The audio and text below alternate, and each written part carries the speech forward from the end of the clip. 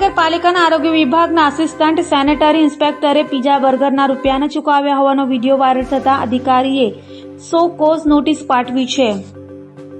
સુરત મહાનગરપાલિકાના કર્મચારીઓ સતત વિવાદમાં આવતા રહે છે। ક્યાંક પૈસા લેતા ઝડપાઈ જાય છે તો ક્યાંક પોતાનો સત્તાનો દુરુપયોગ કરીને રૂપિયા પડાવવાની વાત પણ સામે આવતી રહે છે।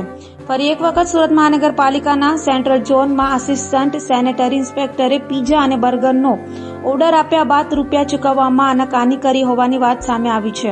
સમગ્ર ઘટના અંગેનો વિડીયો સોશિયલ મીડિયામાં વાયરલ થયો છે। તો આ મામલે અધિકારી દ્વારા આસિસ્ટન્ટ સેનેટરી ઇન્સ્પેક્ટરને સો કોઝ નોટિસ પાઠવવામાં આવી છે। डॉक्टर केतन गरासिया, नायब आरोग्य अधिकारी सेंट्रल जोन। तो आरोग्य अधिकारी बीजा खावला ફરીમાં શું છે ઘટના?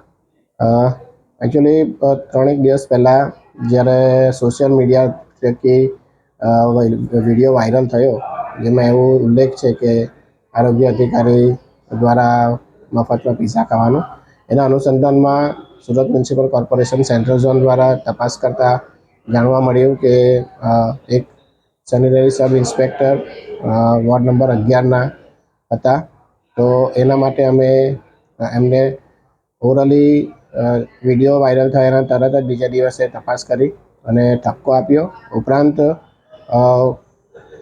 જે તે આગળની કાર્યવાહી કરવા માટે રિપોર્ટ કરી ચોકોઝ ઇસ્યુ કરવામાં આવે છે। એનું નામ શું છે? સેનેટરી સબ ઇન્સ્પેક્ટર છે રાજેશ પટેલ।